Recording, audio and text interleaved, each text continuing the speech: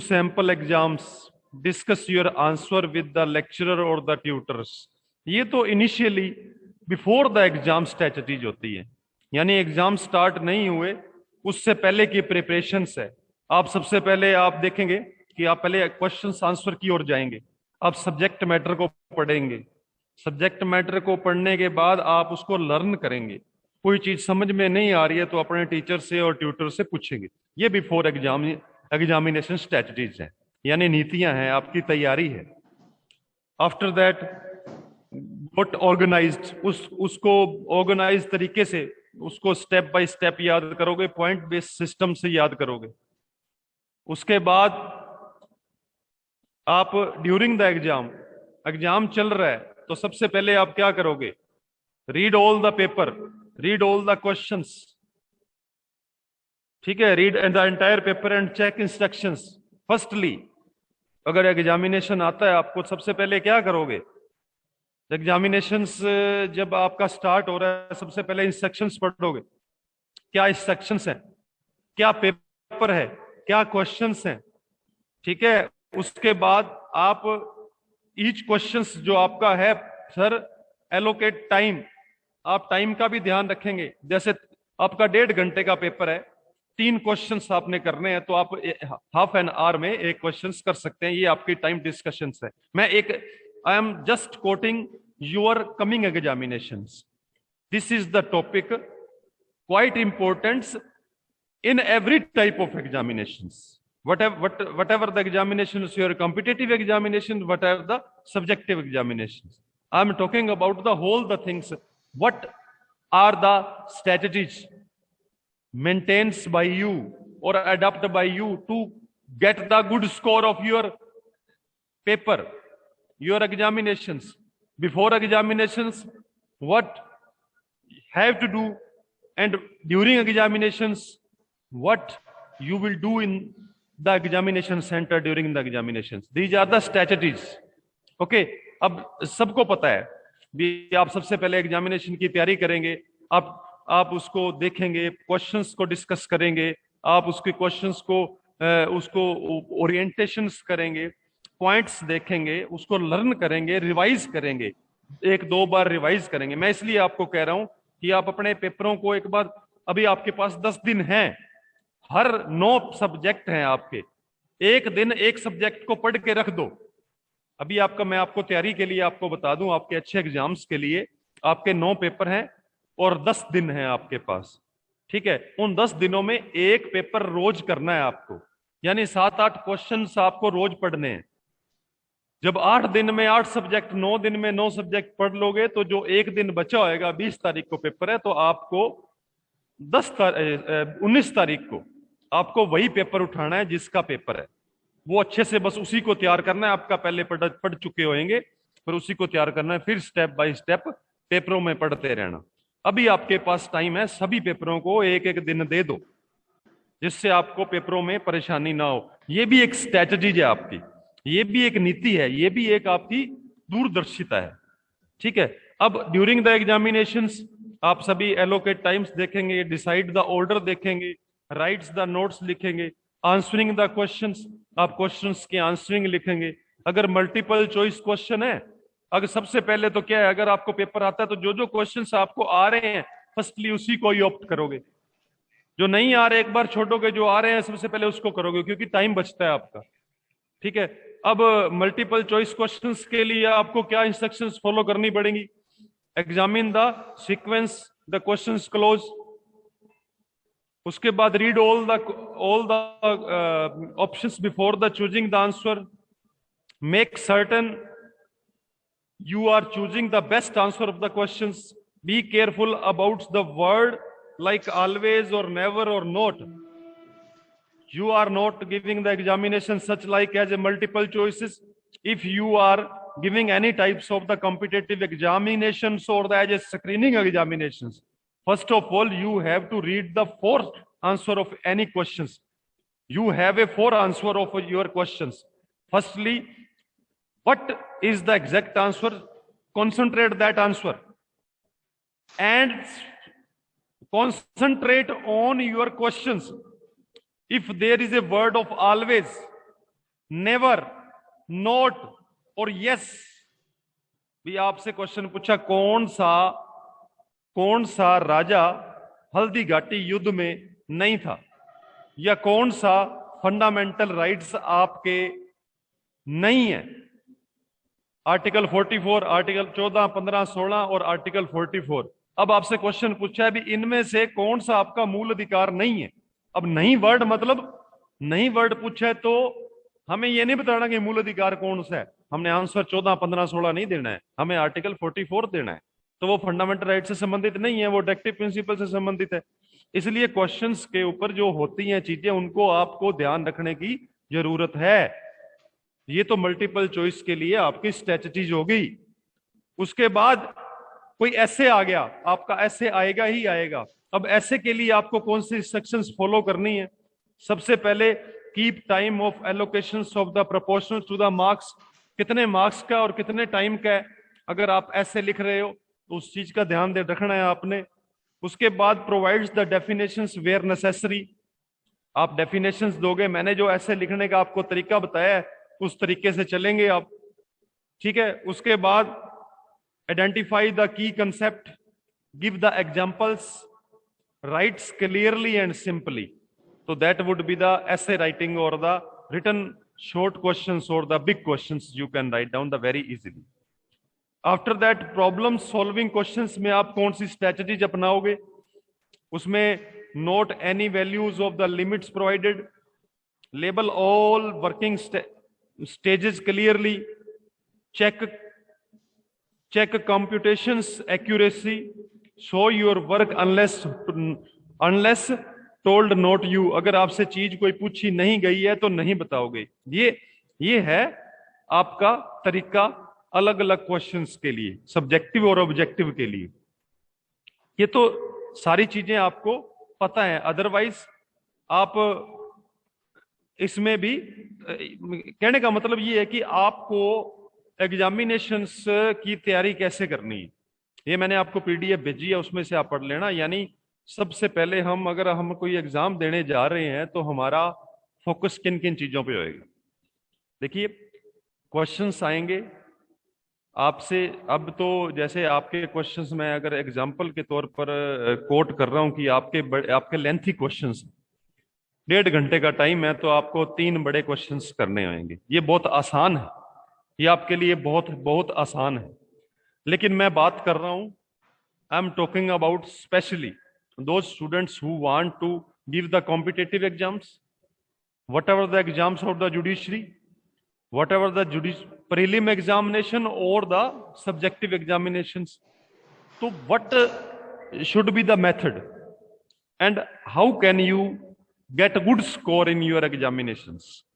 तो फर्स्टली हर एक एग्जामिनेशंस का तरीका है, एक सिस्टमैटिक है, आपको समझने का तरीका है।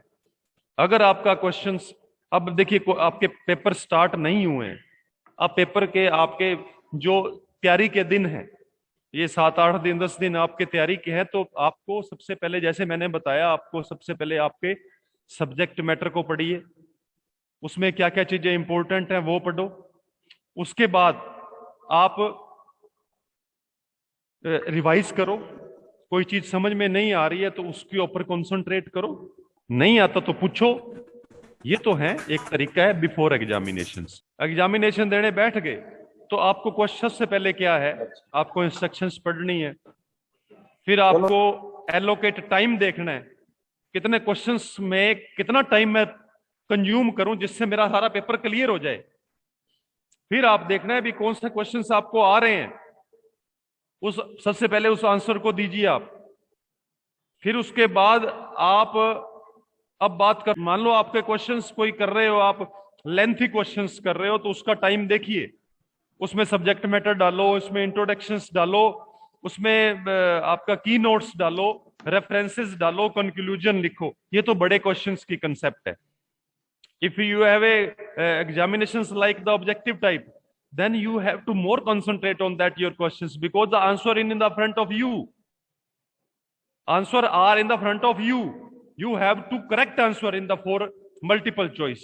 So firstly read the questions 2 times, what question says, वो हाँ में पूछ रहा है, वो ना में पूछ रहा है, या वो ऑलवेज में पूछ रहा है, या नोर और नॉट ए टाइम पूछ रहा है, वो चीज आपको ध्यान देने योग्य है। फिर आप उसको क्वेश्चंस को जो बेस्ट आंसर लगता है उसको आप चूज करेंगे। तो ये तो हैं स्किल्स, ये तो हैं आपकी एग्जामिनेशन की स्किल्स हैं, आपकी एग्जामिनेशन की स्ट्रेटजीज हैं। अब आपकी 5वीं यूनिट यहां पर खत्म होती है, कोई मुश्किल नहीं है। अब मैं आपको चौथी यूनिट स्टार्ट करता हूं, that is related to the communications and the present skills, presentation skills. How can you you produce yourself and the you produce with your written material or with your oral material? How can we good communicate to the peoples? How can we improve our skills about the presentation skills or the communication skills? Firstly, you have to understand what is communication. Communications in Hindi you can say संचार। संचार क्या है?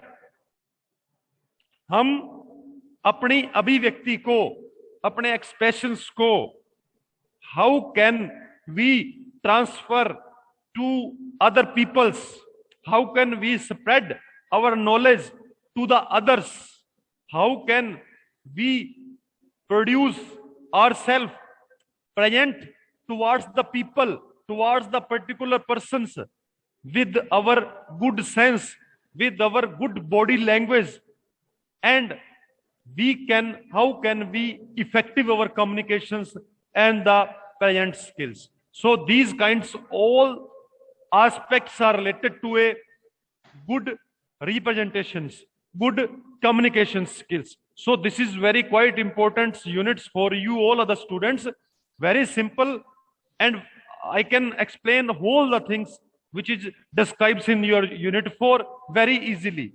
Don't worry about this topic.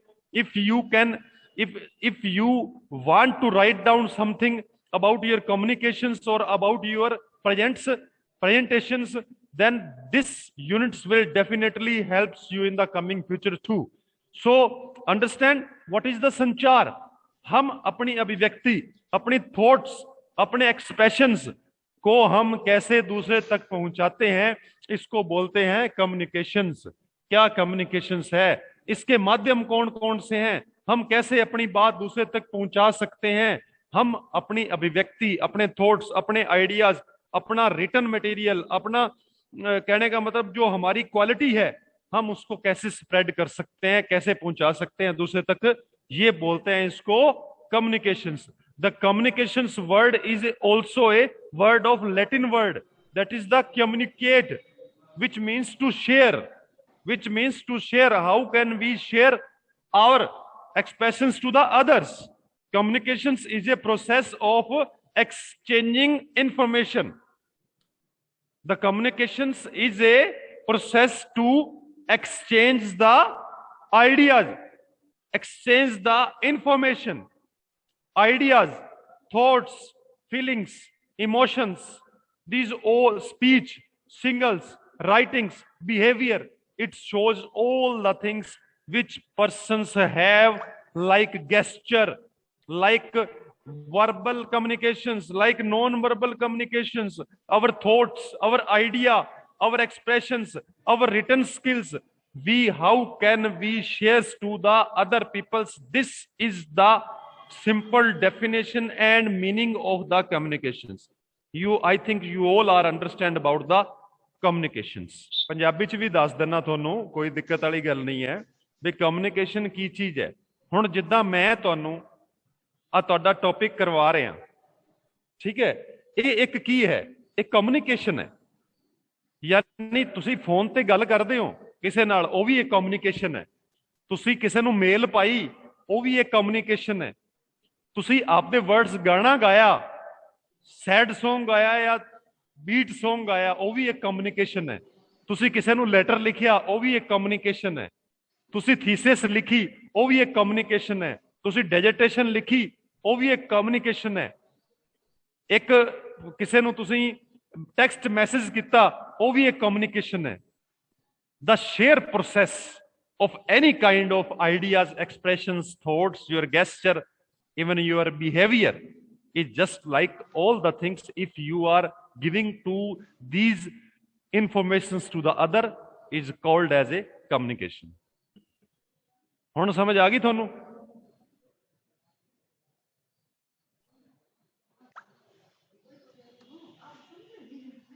हुण की कहना है, the main steps to all the communications are, केड़े केड़े स्टेप्स हो सकते हैं?